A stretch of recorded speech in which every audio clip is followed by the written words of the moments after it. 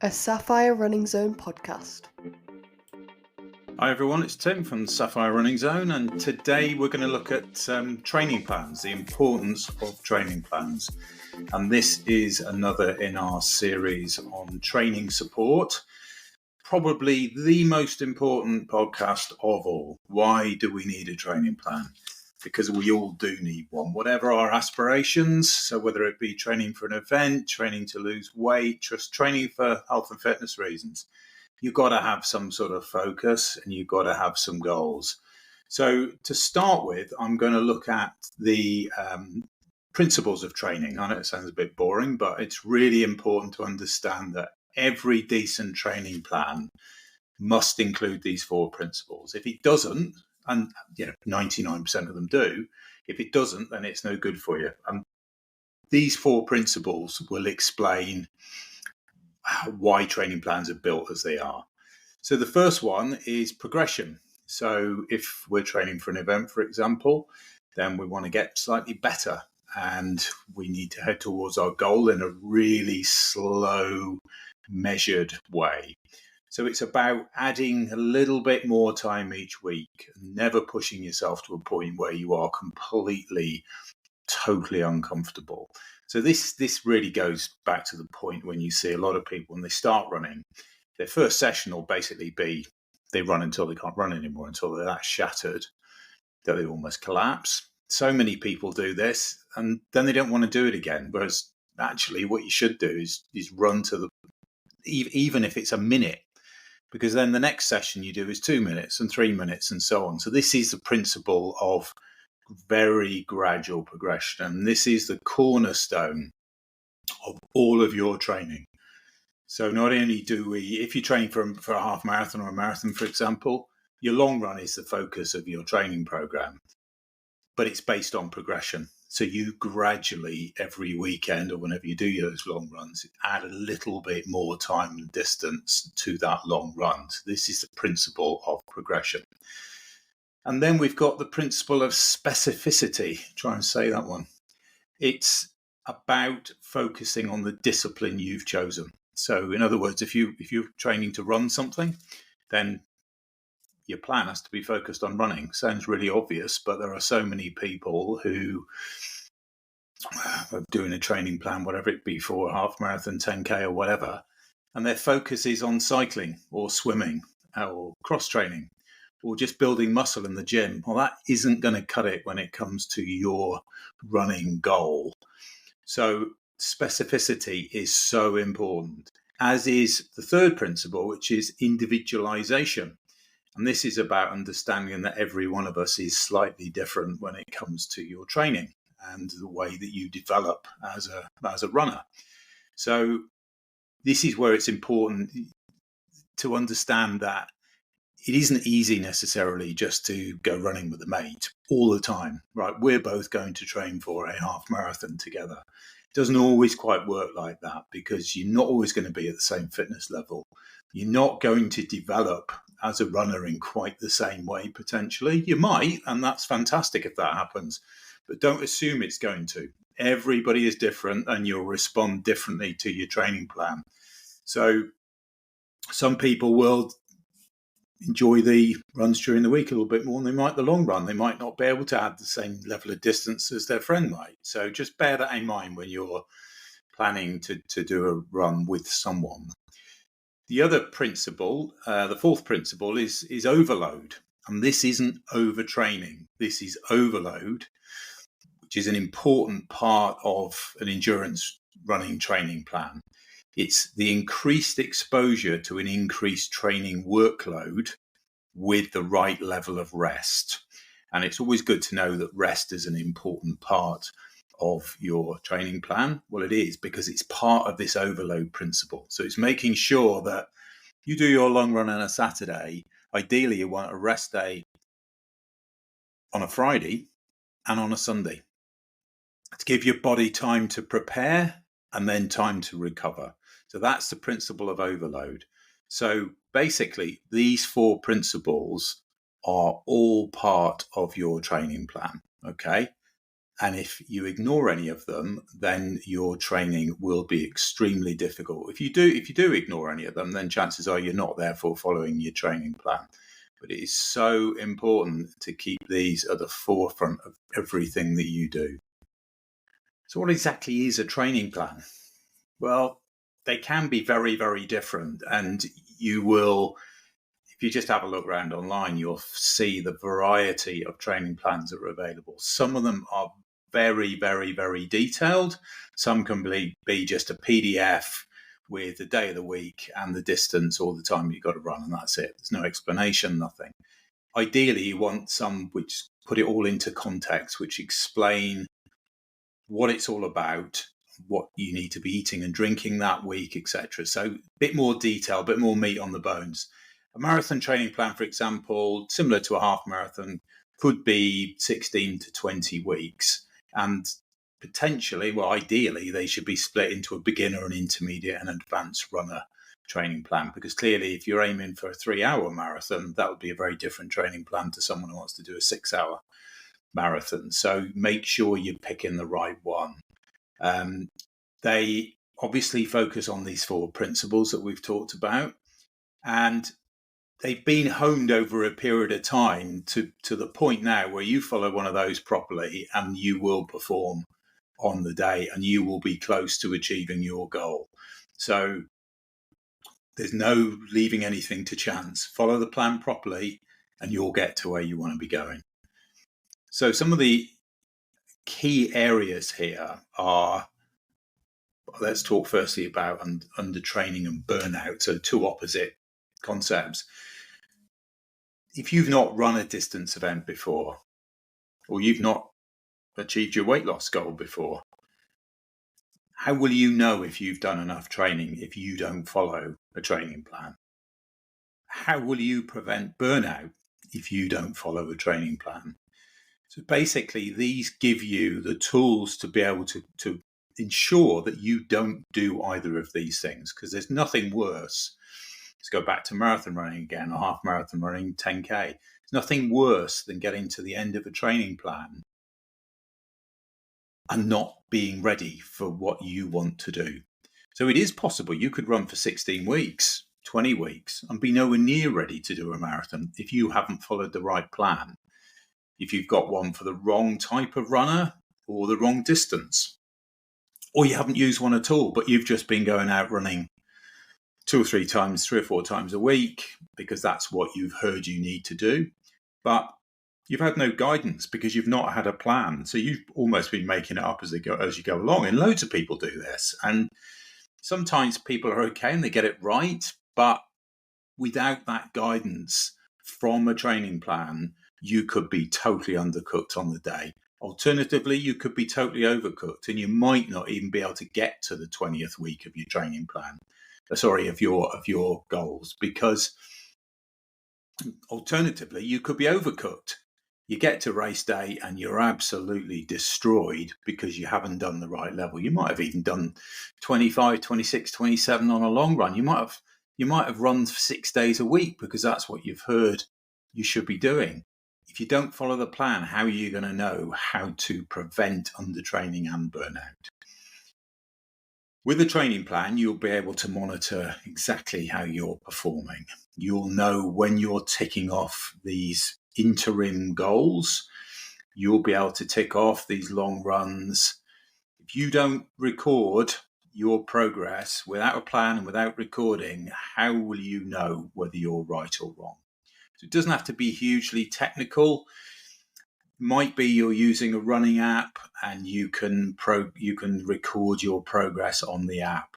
But with the plan, you'll be able to then tick off your progress against where you should be at a given time. So it's really important that you monitor your performance throughout the plan. You're in charge. Don't forget that.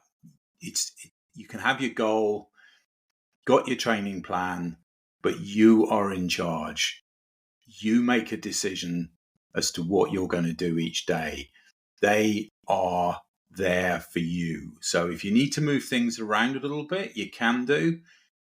But ideally, if you've got a long run planned, and there's a big family function or a big meet up with your mates, get it on a rest day. Don't move stuff. Don't move your key milestones within your plan around too much. It is a guide, so it is about runs during the week to build up your legs and your heart and lungs for the long run of the weekend. But don't move too many of those big key milestones around too much.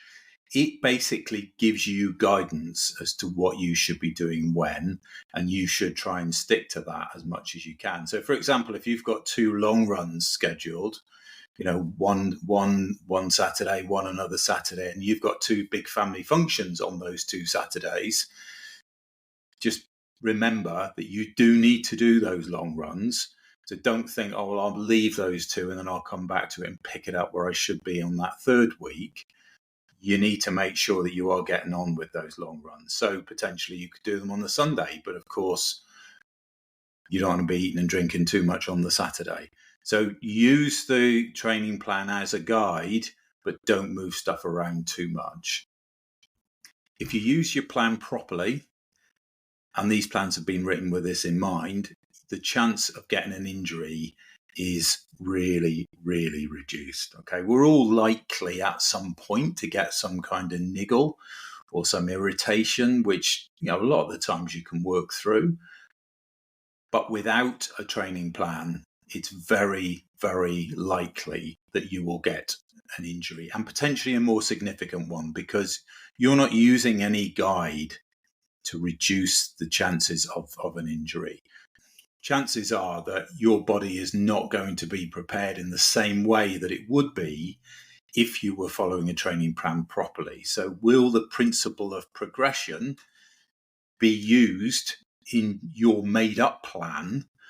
In other words, your body might go from a 5-mile run to a 10-mile run one weekend. Well, that's just no good at all. You need to be gradually increasing it. So your body, your knees particularly, get used to these changes of distance. You have to do it gradually. So if you're going from 5 to 10 miles, you would go 5 to 6 to 7 to 8 to 9 to 10. You wouldn't go 5 to 10.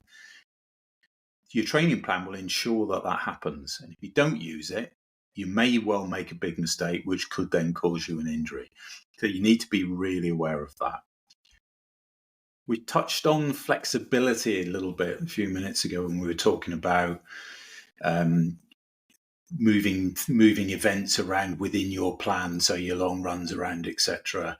You can do that, but what the training plan is built to incorporate is for you to be able to take the odd day off if you're not feeling right, or to adjust one of your shorter runs during the week and add a bit more to one of the other days. So assume you're doing a long run plus 3 days, 3 runs on 3 other days.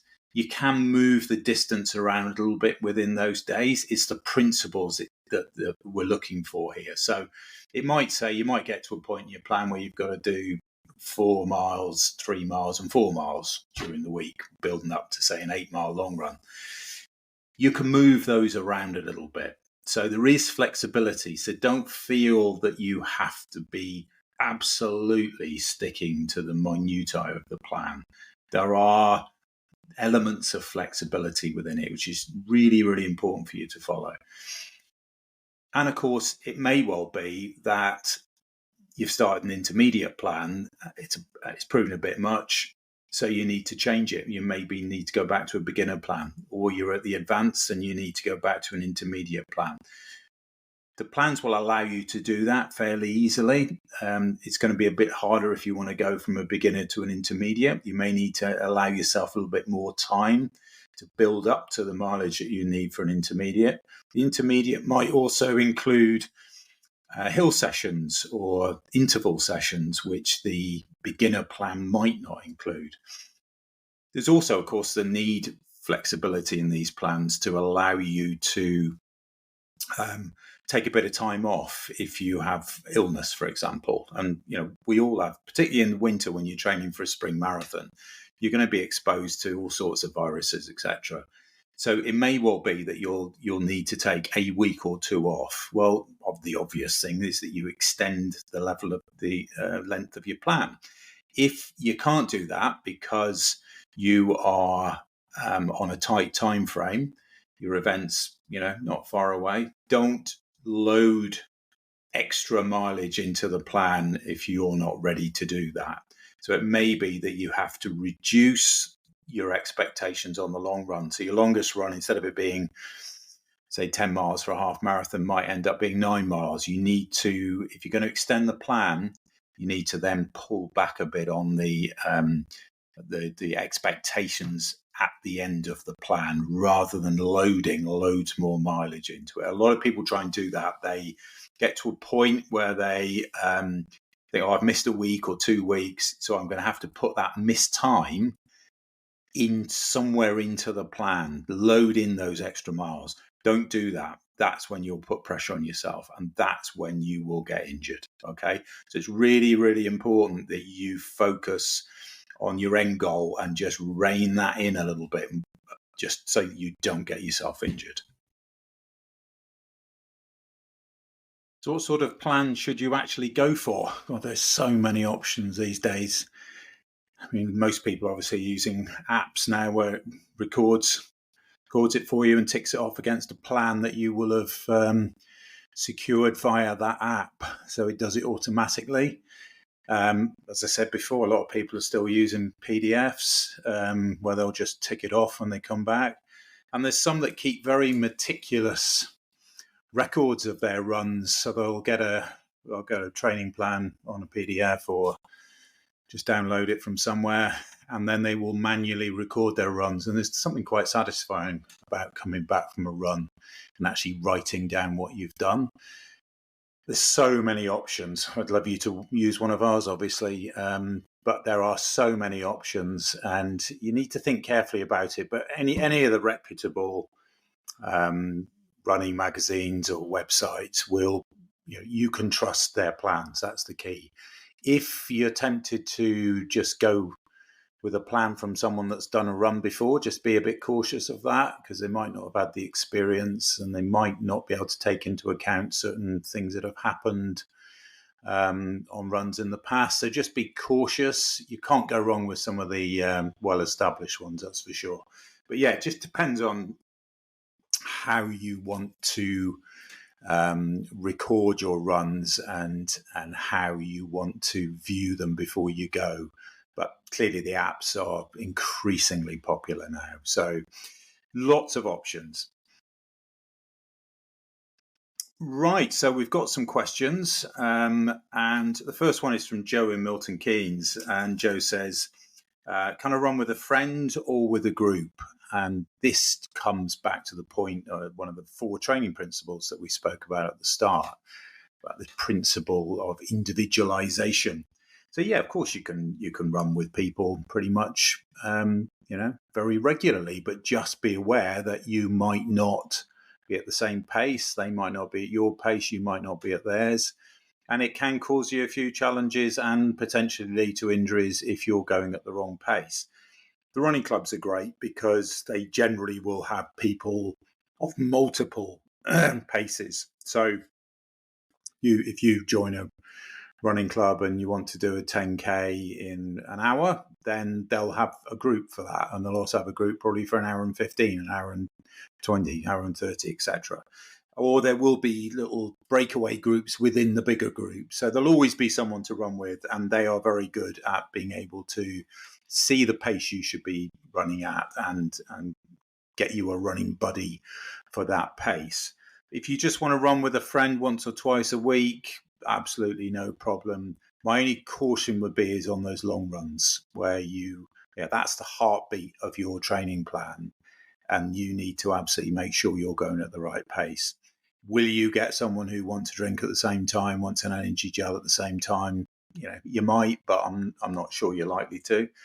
So Joe, basically, yes, of course you can, but just be a little bit cautious. And then we've got Andy from Cardiff who says, do I need to do hills and repetitions, intervals work if I'm doing a beginner half marathon plan? And the answer is no, you don't. you may well live in a place where you don't have a lot of choice when it comes to the hills. There's obviously some very, very hilly parts of the world, and you may just automatically have those built into your schedule. And if you do, then that's great, because that's likely to help you if you're doing an event on a flat course. But you don't need to go seeking out hills on a beginner plan. Same with repetitions and interval work. You don't need to do that. Generally speaking, people tend to focus on that kind of activity when they're trying to get a better time. So when they're really pushing, like on marathon training, when they're pushing from 3:30 to 3:15 to 3-hour marathon finish time expectation, then that's when you do a lot of track work and these intervals, etc. So no need, if you're literally looking at a get me round schedule, you don't need to worry too much about that. And then we've got Kathy from Aberdeen, who has been looking at some training plans and has some questions around ones that have a sort of easy week, harder week, easy week sort of approach. So there's quite a few plans that do this, and this is basically about giving your body a chance to rest and recover a little bit before it moves on to its next level. And that's great. And most training plans will generally have, during the week, you won't be doing just 3 5-mile runs. It might be 5 3 5 or 5 4 3 or whatever, and just give your body a chance to recover a little bit. More often than not, the long run at the weekend will be gradually increased from the previous week, but it might not be. There might be some occasions where you will go from, I don't know, an 11-mile long run back to a 10, then up to a 12, then up to 13, then back to 12. So you sometimes get that on plans. And that's great. That's great. That's just a way of giving your body a chance to recover a little bit. So, yeah, there's nothing to be concerned about if you don't see the distance or the time increasing every week. But it would be unusual in a plan that your midweek runs are always getting further, more time on your feet. You would generally expect some degree of consolidation, and that's really what this is all about. It's about the consolidation. So you're not having to go further all the time. You need to get some stability in your plan, and that's what that's all about.